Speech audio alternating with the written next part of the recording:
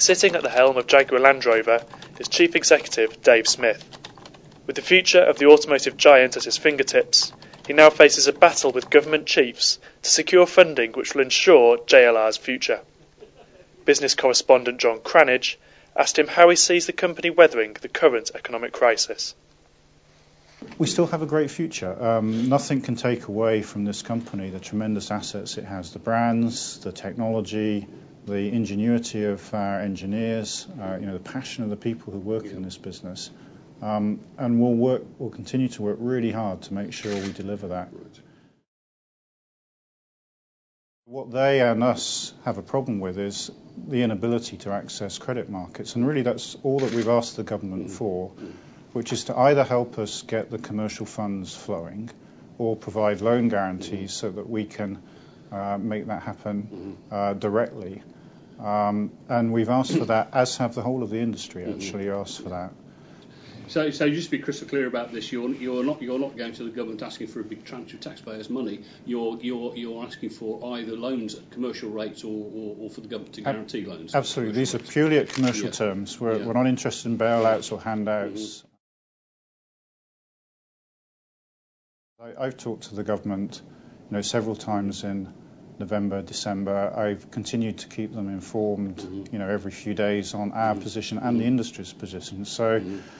I think those are constructive discussions. We're making good progress, but I'm not really in a position to say whether the government's going to do anything either immediately or in the near future, because they haven't actually told us that yet.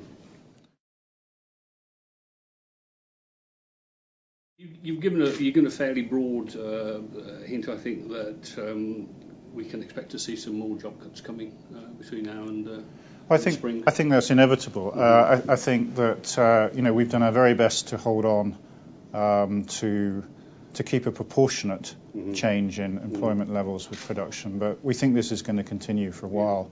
I think production is going to be at a very low level through Easter, but actually this recession is probably going to go on for a couple of years, even 3 years. So we need to make sure we align our job plans for that. Are you thinking in terms of job cuts? Are you thinking in terms of hundreds or thousands at this stage? It's too early to say that. I think we're not ready to talk about that yet.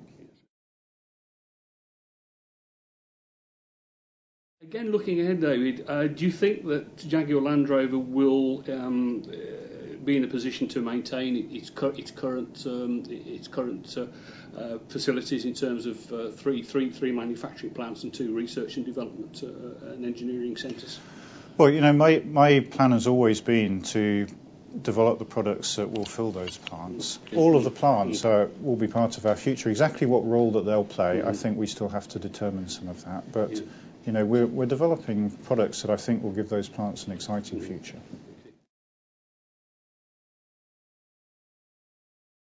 Just how important is do you consider Whitley and Gaydon are, both in terms of the company and in terms of their contribution to local economic activity? Yeah, they're very important. Actually, a huge national asset, and increasingly they're complementary as well. What we're trying to do as we develop the 2 sites is make sure we don't duplicate, but have complementary facilities between them.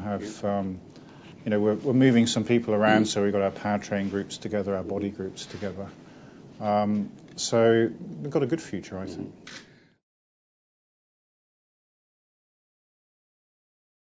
Liverpool have asked me to put to you what the future may be for X-Type at Halewood. Well, we haven't actually taken any final decisions about X-Type. We've refreshed that last year, put a new diesel engine in it. It actually sold better than we expected during the year, and we'll continue to develop that. There will be a model year change a bit later this year, but we haven't taken a final decision on X-Type yet. What reassurances at this stage can you give to your employees about the future of Jaguar Land Rover? Well, it's a good question, because I am very conscious that there was a lot of unhelpful newspaper speculation in the period just before Christmas. And firstly, we had a a very interesting year last year. It was a very exciting year in many ways. The XF was launched, 2 Car of the Year awards. We had tremendous growth in some of our overseas markets. But clearly, the year finished in a very difficult situation for us, and we had to take job losses because of that. We're going to have to look at what further actions we need to take in the first quarter.